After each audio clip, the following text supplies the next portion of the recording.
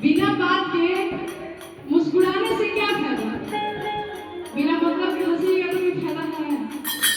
तो वही बिना बात के मुस्कुराने से क्या फायदा? किसी बेवफा से दिल लगाने से क्या फायदा?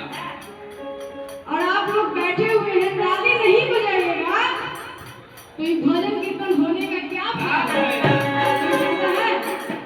तो आप लोग उसी को ताली बजाइए, खड़े हो जाइए। थोड़ा सा हम चाहेंगे कि आप लोग झुक जाइए, खड़े हो जाइए। भाई कि दूध भर के छाली अच्छा और ससुराल के साली